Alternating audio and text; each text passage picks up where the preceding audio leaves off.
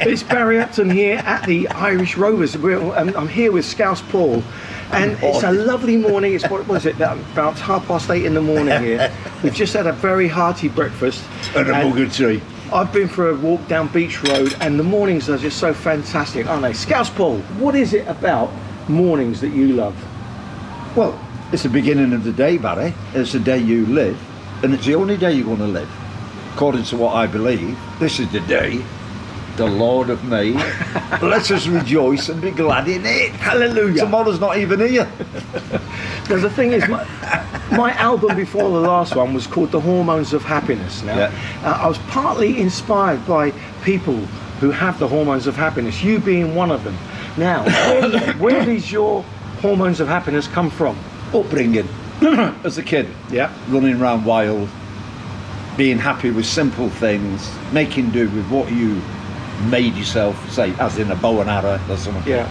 And the kick that you got from that has never really left me. And it's appreciating the little things, right? Yep, absolutely. And maybe thinking of things as a glass half full rather than a glass half empty.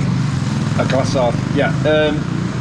Just it's your attitude, isn't it? Your spirit. Yeah.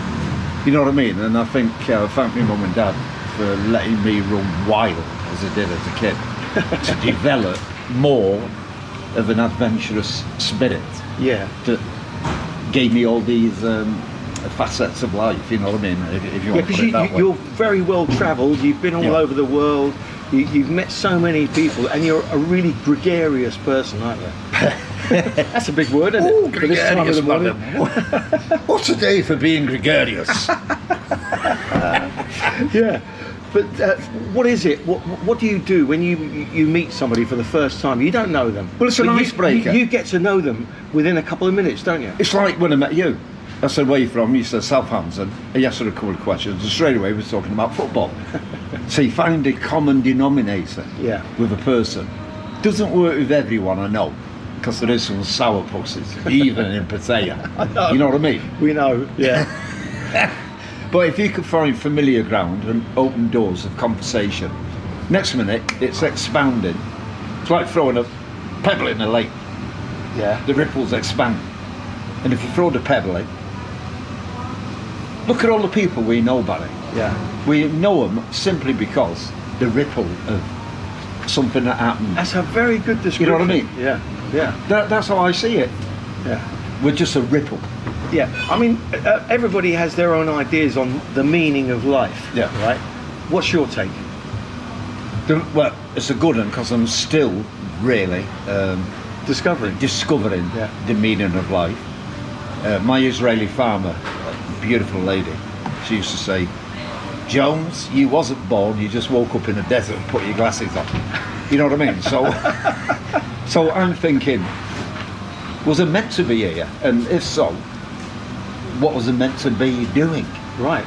And I've struggled all my life, but don't blame me mum and dad, they were wonderful. They were lovely people. You know what I mean? But they worked, and probably couldn't give us the little things that you were talking about earlier about your granddad taking you on the bus ride and treating you to That's my father, yeah. I never knew that with my dad. Took me for a walk down the Brighton seafront where you live, and it's never left me. So I love getting up in the morning. But you always found your way home, didn't you? It probably took you for a walk to lose you. Hey? I never thought of that.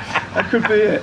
But no, I still love getting up in the morning here in Pattaya. I'm going to Dongtan Beach or Pattaya Beach. It's never left, you see. You walk down that street and there's so many people. They say hello to you, and you know there's so much going on. Yeah, it's fantastic, isn't it? Yeah. So the meaning of life to me is this is the day. I'll repeat it again. Let's rejoice and be glad in it. Yeah. Absolutely. No matter what comes along. And every day just try something positive out of it all. Well, you're very positive. You're one of the most positive people I know, which is infectious, you know, and I think it's great that I try to do it myself. Well, you do. Spread the positivity. Yeah, you do in your music, and you know, I've seen you perform. I've been there, and what you generate from the stage is great. Yeah. Shall we get a cup of tea? Let's have a cup of tea, shall we? Cut. Cheers. Cheers. Got to begin the day right. Absolutely. A cup of Charon. Okay, now sport has been a great thing in your life, hasn't it? How did that manifest itself when in your early days? Well, you know, I'm a northerner, Barry, right? A big rugby league man. I would never have guessed with that accent. And the Rugby League World Cup's on at the moment, and I'm ardently following it. Even after all these years, I've never lost what it does to me, what it means to me. In fact, as Darren said, I'm a rugby league nut. Darren, the boss. Okay, yeah. And that's what he said. Just like that. And that all began when I was about 10. We used to flog in the back of Wilderswil Stadium, which is Warrington, where I come from. Right. It was on ground. And my mate said, we've got to go, this team called Australia are in town. And I never forget it. I wonder why they're called Australia. See, I didn't know at the time. Right. I was thick, I didn't even know.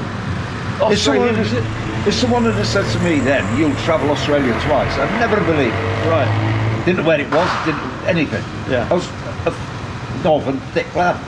And sorry, not all northerners are thick. And anyway, outrun this team. I'm glad you said that. Green and gold, brown thighs.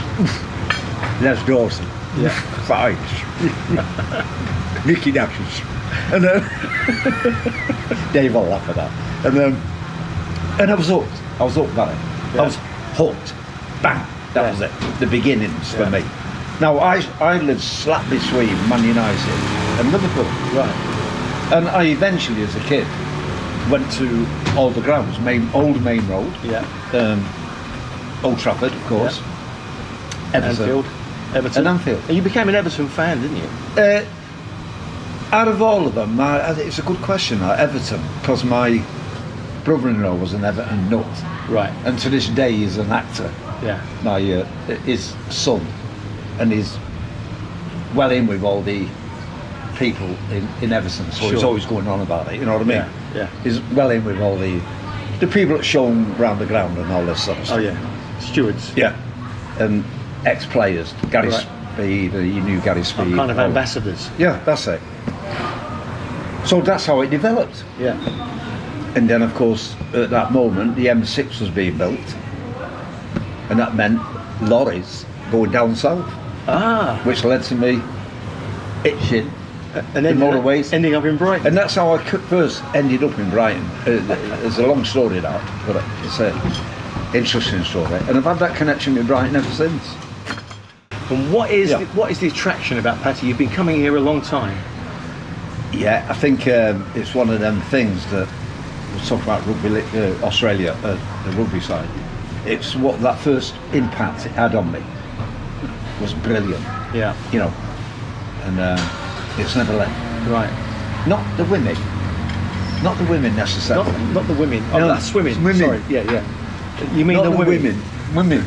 And it's a play. And don't forget, Barry, I've used this as a base camp to go off to Vietnam, Cambodia, Malaysia. That's a big plus point in about different this region. countries. Yeah. And all of a sudden, because of all the paperwork and the COVID and all that sort of thing, that the freedom, and that's what it's down to, choices.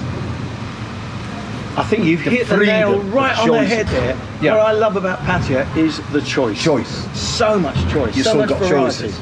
And there's so much you can do here.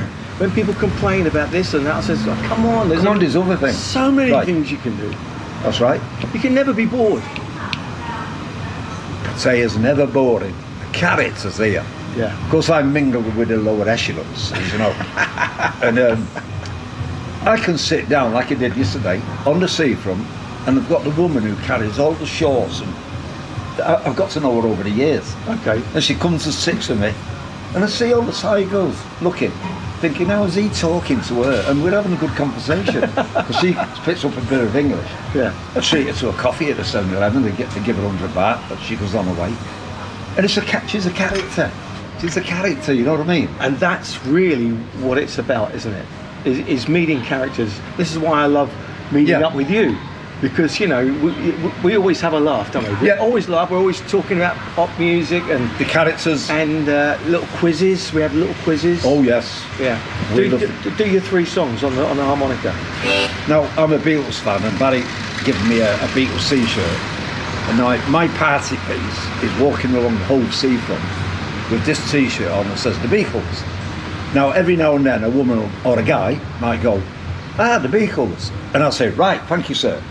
If you guess these 3 tunes I'm going to play, you can have the t-shirt, and I engage them and they fall for it. And here's the 3 tunes, it's all wrapped into one. Go on then. And it goes.